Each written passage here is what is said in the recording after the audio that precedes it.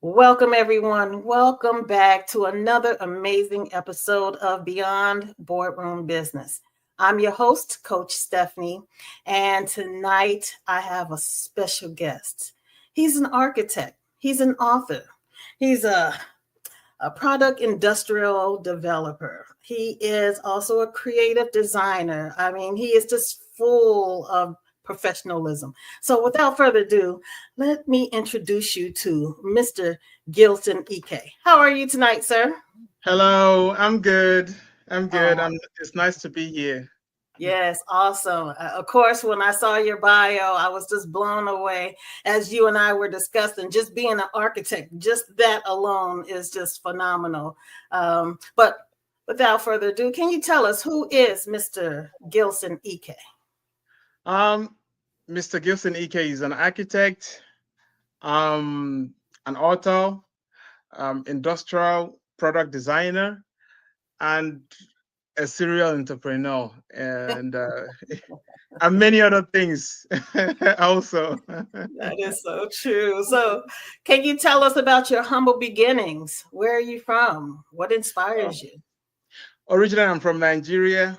So I would say I'm wholesome Nigerian because I was born to an Igbo parent. I grew up in the north part of Nigeria, and I did my post graduate years in the west. So Nigeria, there's three languages that made up Nigeria. Mostly the major Igbo, Hausa, and Yoruba. And I'm Igbo, grew up in the North Hausa, and spent my adult years in the Yoruba land. So, let me ask you, when you sleep, what language do you dream?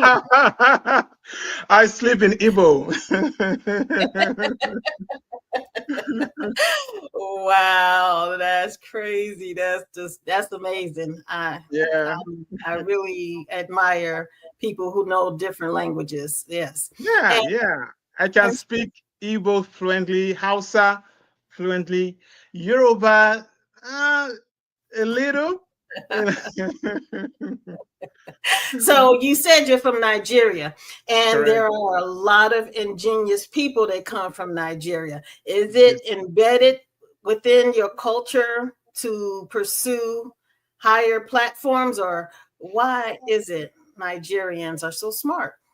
Well, I think they're naturally gifted. They're smart naturally, but being that Nigeria is the populous black nation on earth, so you have more mixes of intelligent people in Nigeria. So, and we are so industrious, and we like to travel. So it might seem like Nigerians are the most intelligent Africans around because of their achievements, especially in diaspora. But Right. in a nutshell, I would say Nigerians travel a lot. So if you travel a lot, most times you show you appear a lot. If you understand what I mean. So a lot of Nigerians come down, especially in the West America and other Western countries. You have responsibility back home. Nigeria has this kind of system where there's neighborliness. So everybody tend to help everybody in one way or the other. Like That's unlike awesome. the West, where you're grown, you're 18 years old, you get kicked out of the house and you're gone on your own. I don't think it ever happened in Nigeria. Yeah. And people grow up and just want to leave and not get kicked out. So most times you have to still come back and contribute to your young ones and your parents in any way possible. So if you find yourself here in America and you have responsibilities back home, Mhm. you have to work extra hard. So you have Oh, something you take back home because unlike most other nationals where you're on your own, you're your own man, so you only cater for yourself and your family. Nigerians want to go back and take some weight off people back home. So you most times they have to put extra effort so they'll have enough to go around. Okay. So what got you interested in becoming an architect? Well, architecture chose me. I never chose architecture. Wow. So while growing up in my high school, I I wasn't good at anything except technical drawing. So I can, if some of my classmates will definitely watch this and they'll know what I'm talking about. Back then in school, I almost failed all my courses, but technical drawing, I always come first. Like even my teacher then, I teach him sometimes. And he'll be wondering, like sometimes he might be doing something on the board and I was like, sir, this is wrong. He was say, how do you know it's wrong? I was like, it's wrong because this and that and that. Like, one day when I was, we're after school, he called me on the side. I was like, who mentors you at home? Who teaches you all these things you're saying? Because you just don't know somebody. I was like, nobody is, it's just there. When you look at it, you can see it, So most times when I look at things, I look at things in 3D. That's why I became a very good industrial product designer. I can create new product every day without even thinking about it. I come across like most of the things I get into, like all my aspirations and things I'm already working on, were out of curiosity. And so when I see something not working right, automatically my brain starts figuring out without me knowing how to solve that problem. So while thinking about it, it becomes more clearer. And I was like, this is an idea. We have to do something about it. So right now, like in my industrial product sphere, I have over close to 20 products. Wow. 7 of the products are fully developed, ready for industrial manufacturing, just, waiting to. And apart from that, there are more ideas coming out every day that sometimes I try to just block off. So it's like that. So while I was in school, I wasn't when we were given assignments in technical drawing, I chose in mechanical engineering because we have two spheres in technical drawing. There's mechanical and construction drawing. So I always choose mechanical for my assignments. So some of my colleagues, my classmates will pay me to do their architectural one. So when I'm done with my mechanical and I do my architectural, it's so spotless that the whole school come around like, who did this? And they say he did it. So they started calling me Gilson, architect back in school. I don't know what's an architect. I said, what's an architect? Say I design. It's a building. It's not. It's the architects build houses. I was like, oh, okay. I never chose architecture, and so imagine you have your scorecard and you failed almost everything. Then on technical drawing, you have almost 100%. That's crazy. So sometimes there's something I get promoted by week pass. They use week pass. So more like you're supposed to fail, but you have so much potential that you're not, and we'll just let you fly. So and it happened. So after I was done with school, my result was very bad. One of my cousin, her name is Oluchi Ikeh. She picked me up. I was about to be sent for apprenticeship to go and there's something they call Nwa boy in Nigeria and Igbo, where a child is given to a master and you serve the master for 4 to 7 years, and the master gives you funds to set up your own business. Okay. I think MIT did a research on that, and it's the most successful venture capitalist kind of program back in Africa. So it's very successful. So I was about to be sent to One Boy because I wasn't good in school. So my cousin, she saw me when I went for my final summer holiday, and she kidnapped me. She told my dad, he is not coming back. He is coming with me. I see a lot of potential in what he can do. He's not supposed to go with that route. She kidnapped me and told my dad I'm not coming back and took me away to the east. And she taught me from scratch. So I got all my papers after I think 2 years after leaving high school, because I had to start afresh. I did the study. I studied day and night, and did my O-level exams, and I passed. And she helped me. She was the one that bought the form that I used to get into the university, and Wow. she was the one that chose architecture. I wanted Wow. to do engineering or something like that. She said, "No, you're going to do architecture." She said, "I am buying the form, so I'm going to feel what I like because I see you being an architect." So she put in architecture, and that's how I became an architect. Wow. She was an angel for you. She was truly an angel. She's a blessing. Like she's an inspiration. She's the most intelligent person I ever known. Like she's good, and I'm really proud. She helped me out. Beautiful. Yeah. Now, what made you become an author? Okay, yeah. So while growing up back in the north, Borno State to be precise, the place of Boko Haram. If you heard about Boko Haram, Chibok girls. You heard about Chibok girls? Mm-hmm. It's around that state, but back then things were very good. It wasn't as chaotic as it is right now. So after school, we have nothing to do. So I'm always hanging out with my friends, and all we do all day after school is watch films and play games.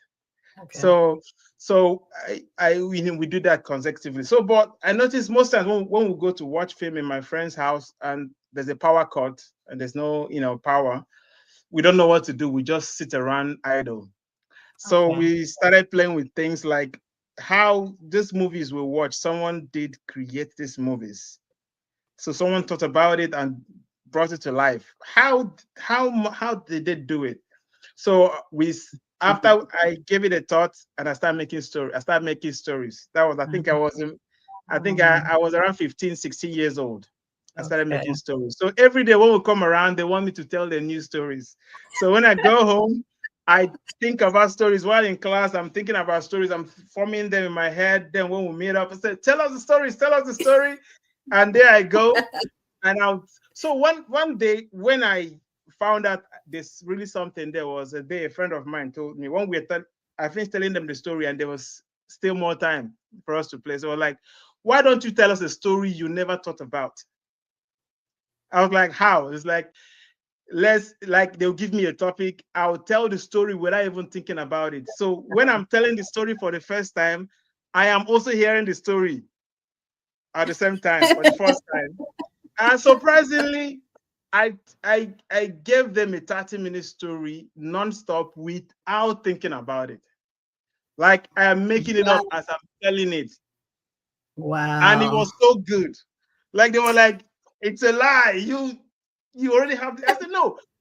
I make like when you're telling the story, maybe you say like the boy went outside. And then I'll think about a dog, and he saw a dog, and he chased after the dog, and he fell into the puddle, and the snake came out from the bush. So it was so flawless, and they were like, "Damn, this is good." And I started thinking about writing for film, so I started making stories back then. Even after I was done with high school, Oluchi's elder brother, who I stayed with when she kidnapped me away from my dad.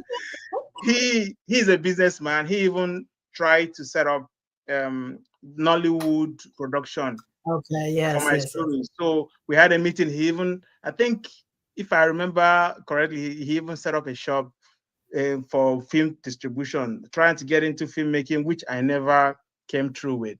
So, and it went on like that. So the whole writing stuff came into, full force. I think it was in 2017 or 18. Okay. So after I watched Apocalypto, the Mel Gibson Apocalypto. So it was my favorite movie. I watched it like 20 times.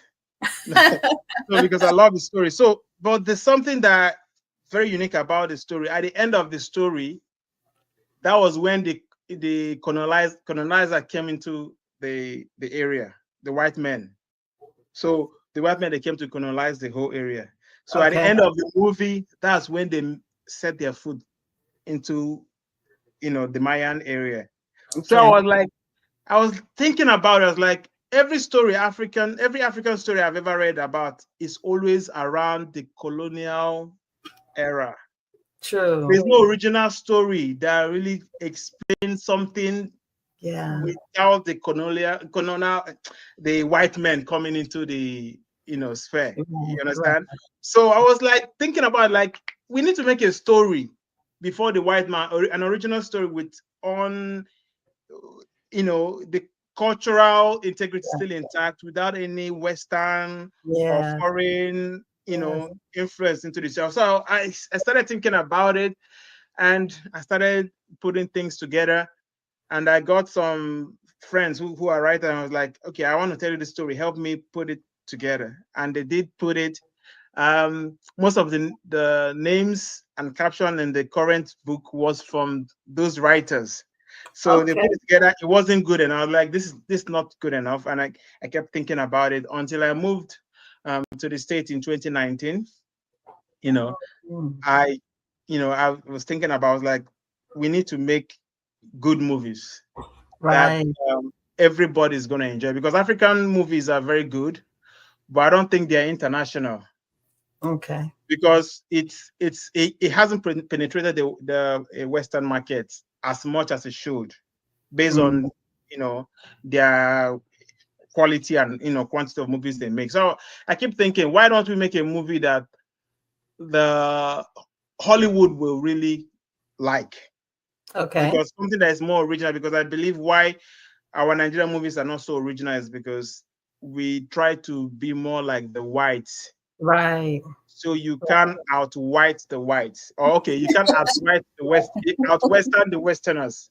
Right. So whatever you do will look adulterated, because they don't believe those things happen.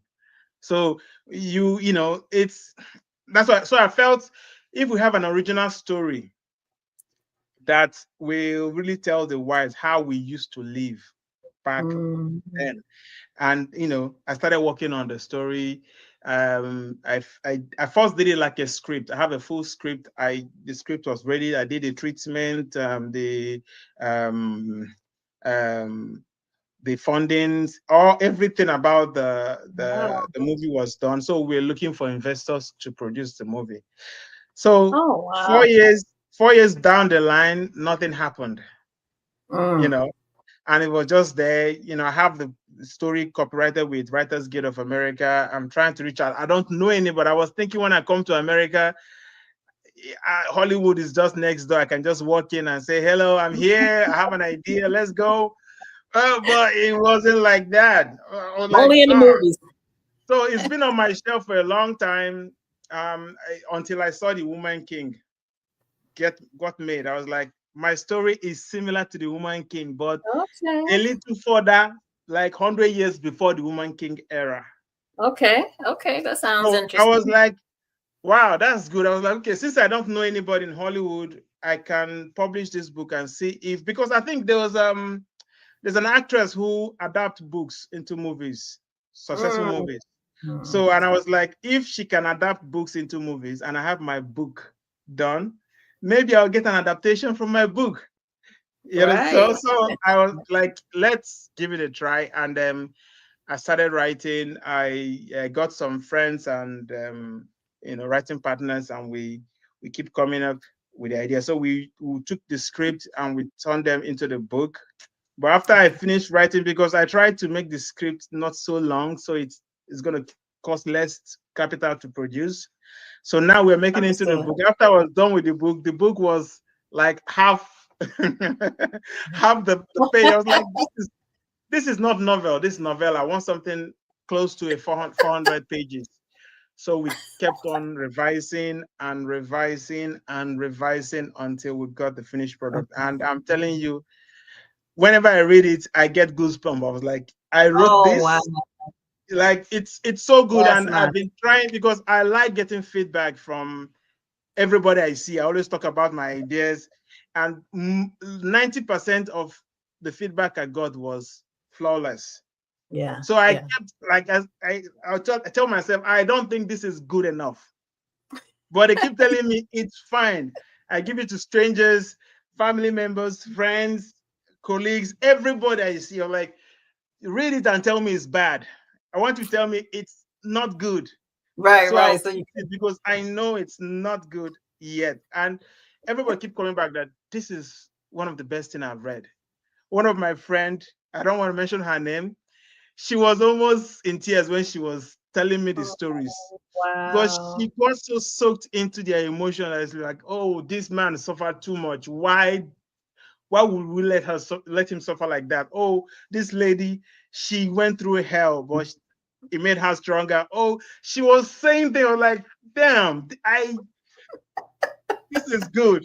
I was like, well, I don't think it's there yet, but Okay. if she feels the way she felt, and she's so the way she communicated, when she was telling me the story, she was crying. I can Mhm. feel her voice. I was like, so this book is that good? Like, let's put it out there and see. So this is the book one. So Okay. there will be book two and book three. Because Okay. the story is supposed to be told, like, the landing, the story. There's an Igbo landing in Georgia, Okay. somewhere around Georgia, where the Igbos came as slaves and they drowned themselves. Mm. I've forgotten the name of the, but they call it Igbo landing. So Okay. I wanted to tell a story through the lens of an observer. Oh, You interesting. understand? So almost like, because Nwanta happened before the slavery era.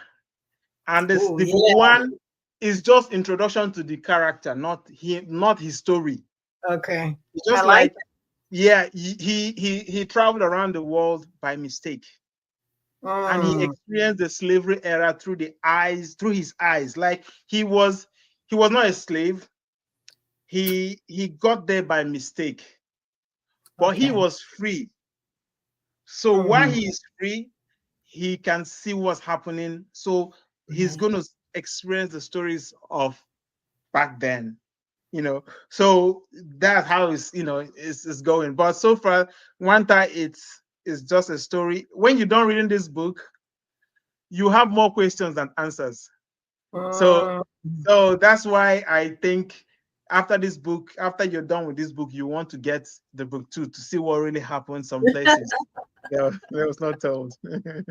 Wow. So you're going to make a movie eventually, and then you're going I to have, want to make a movie. Yes. yes, yes. And Yes. then you're going to have the characters into different products, marketing. Mhm. I can see the whole thing. It, It's going to it's it's be it's a whole game. There's a lot of info. Like, the Igbo culture is weird somehow. okay. So there's the Osu caste system where you have the slave. Like in America here, we talk about slavery, slavery, slavery. They were slave back in Africa also. Yeah. And I think also, I believe some of the slave back in Africa had it bad, worse than the slave down here. No way. I didn't Yes, hear that. yes. So back then, they more like they are, even till today, they are tribes that Mhm. other population don't want to marry because of the caste system. They call them Osu caste system. So there's a slave, and there's a slaves to the gods. Mm. You Wow. understand? So they are free, they are slaves, and they are slaves to the gods. The slaves to the gods are Osu. They Mm. are like the gods. The gods owns them. So the superstition behind them is, since they are owners, they are being the gods. They are being owned by the gods. The gods protects them. So Mm. there's always a spiritual backing around them. Okay. They are very successful in whatever they do. And if you harm them, the gods will come after you. That sounds like a great movie. Knowingly or unknowingly, even if you don't know you hurt them. That's why people don't want to marry them. Because Ah, if you marry them and you hurt them in any way and they feel the pain, yeah. the deity, the spirit, Yeah. the spirit that hovers around it that protects them will go and avenge whatever happens to them. And it's always Wow. very deadly. So people are scared of marrying them. So when most family in Igbo land, when you say I want to marry somebody, they want to find out who and where the family is from. And when they I'm found out sure. he's Osu or she's Osu, they're gonna hands up and say, we're We don't want to do it Wow. because they're scared. They shouldn't be afraid if they come in correct. Yes, but the problem is you, like, as friends or as colleagues, you can hurt each other unknowingly. Yeah. Or maybe jokingly, or you can offend the person in one way or the other, and he goes back home and cries and say, "This, I wish you're dead." Right. I And wish then you you die. fall. And then what happens? It Yeah. happens. So Yeah. most times, I think from my understanding, I don't have a full understanding of how it works, but most times it's sometimes not intentional. You Okay. understand? But Okay. as long as the individual being protected was hurt in any way, you understand? It happens. So most Okay. times maybe you meet them in school and you had a fight and you beat him up and you go home. You're not going to wake up next morning. Ooh, You understand? And you just wouldn't like know what that. happened. Yeah.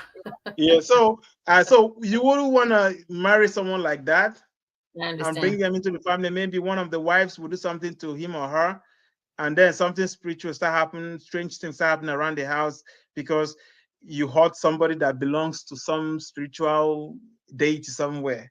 So, so there's a little about that. There's a little about evil forest in Igbo land, just like the Okay. COVID. We have something they call like the quarantine thing that Yes. we did with Yes. COVID. The Igbo people does that too. Okay. When you Wow. have a particular kind of disease that can transmit, you get isolated from the Okay. clan. I And understand. most times when the person dies, Mhm. back then, I don't know if they still do it right now, you're not allowed to be buried on the land. Whoa, that's deep.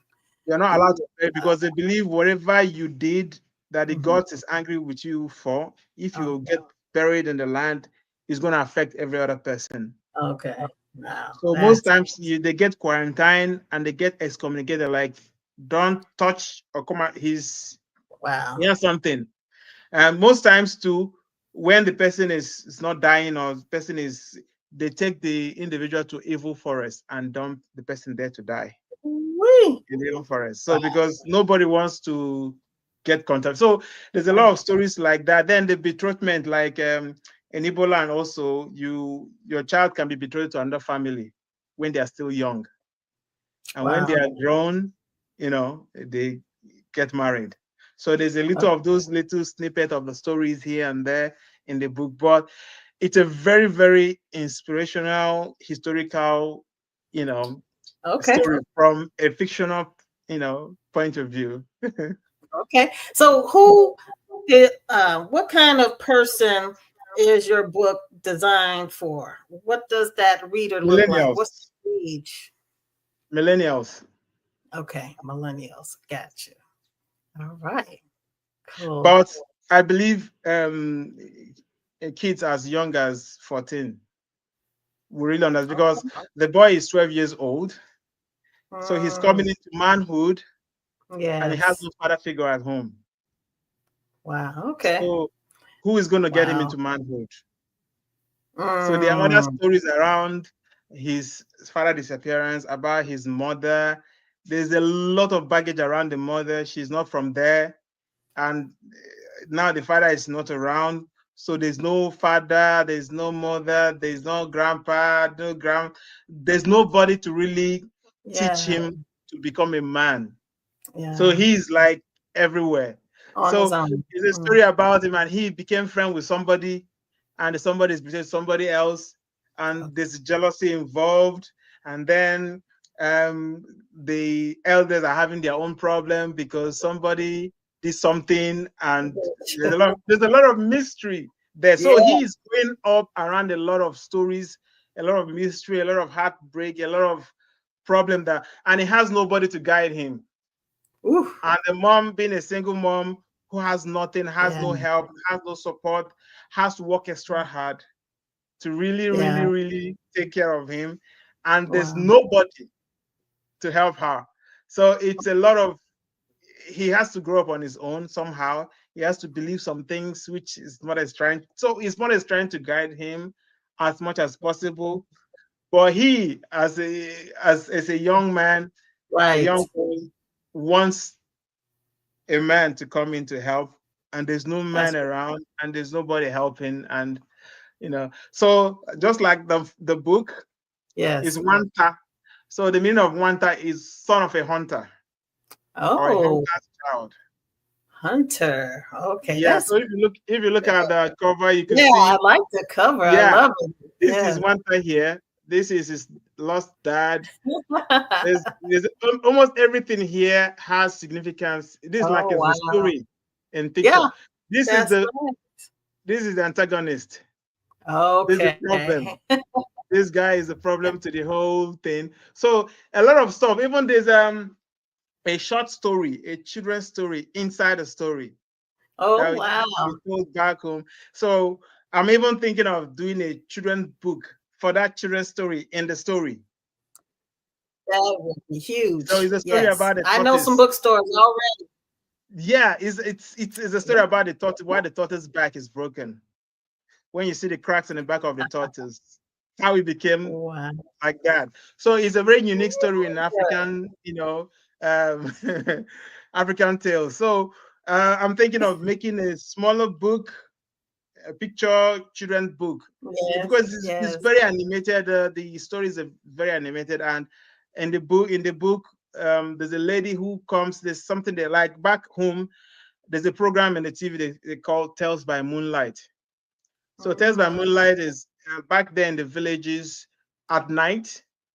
okay. The old, especially the older women and some storytellers will come around, and the kids will come during moonlight when the moon is out.